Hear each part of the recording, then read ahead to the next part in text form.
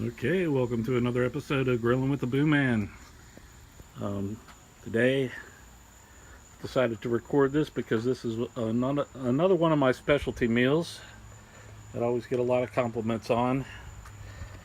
And this fish is called Popano. And it is found off the coast from North Carolina down around the bend of Florida.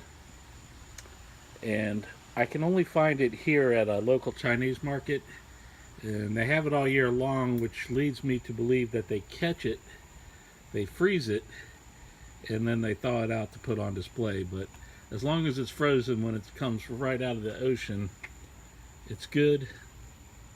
And this particular fish has a great flavor and texture, and you don't have to put it in a fish cage. It's not gonna fall apart and flake apart and fall on the grill.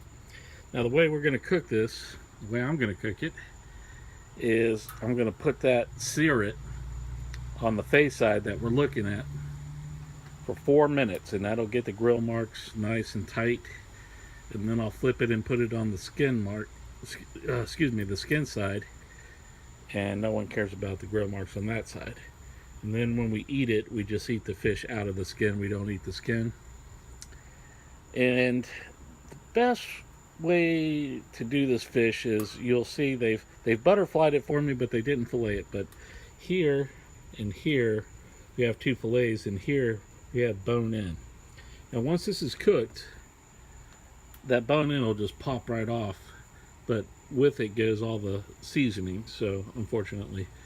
So normally I will take this and I will take the bone side and fillet that as well. I'll chop that bone out. Basically, we're going to start with these 2 when we go to eat it, because you'll get all that seasoning crisp on there. However, if we're still hungry, we can eat the bone side, but when we pull that bone up, like I said, it's like a sheet. And then you got a fish underneath, which is still good, but it doesn't have all that good salt and pepper and lemon flavor. Now the way I've prepped these, same way I prep my steaks. I coat them with olive oil, and then I sprinkle them with kosher sea salt, and then I sprinkle them with coarse black pepper, as you can see. And again, we're going to start these off face down. If I haven't said it, we're going to do that 4 minutes, and then flip them and do them 3 minutes. Again, if you're in the Raleigh, Cary area, you can get this at the Asian Super China market. So as I've mentioned before, I like to grill between 450 and 500, and I got it right in the sweet spot. Here are my knobs.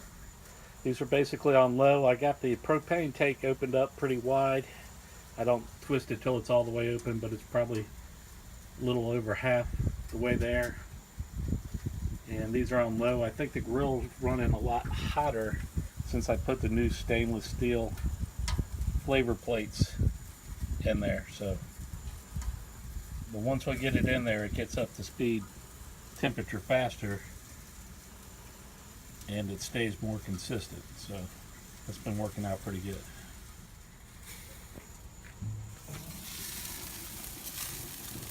Okay, let's take a look.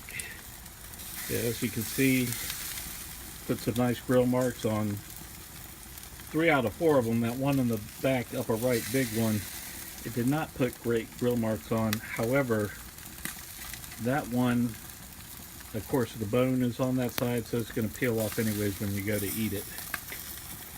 But that's how they're looking. I'm going to shut this lid, keep them cooking hot, keep them cooking at, well, we just lost some temperature, but that's going to rise back up to 500 pretty quick.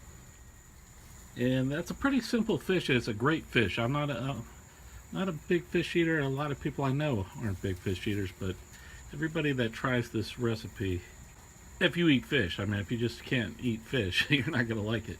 But if you eat fish, this is going to be one of your new favorites. It's definitely better than tilapia. I like salmon still. I like to switch it up between salmon and this fish. Salmon has those good fats in them. This is probably my favorite fish, and if you can get hold of it, it'll be the life of the party, because not too many people know about this little secret.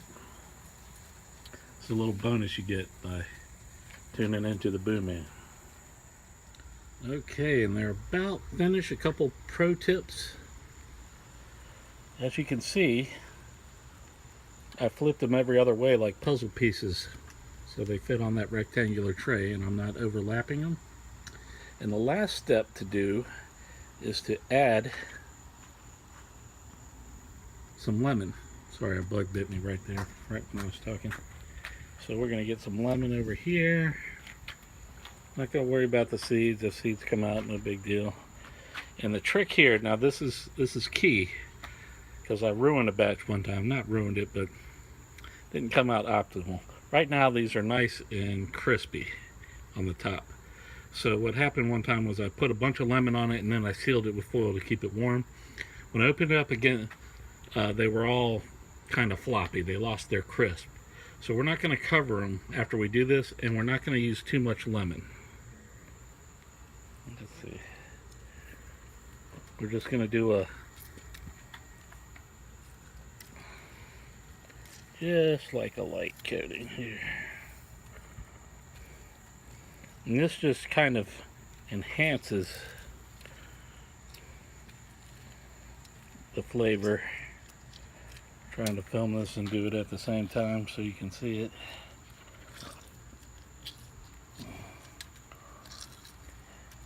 And that's really enough. You don't want to get that soggy. You want to keep that crisp. So now that lemon is just going to accentuate that grill flavor. And now these bad boys are perfect. They're ready to go to plate. And that's going to do it for this edition of Grilling with the BooMan. If you try this recipe, let me know, because I haven't heard anybody. I've told people about this and nobody's tried it that I know of. So let me know what you think.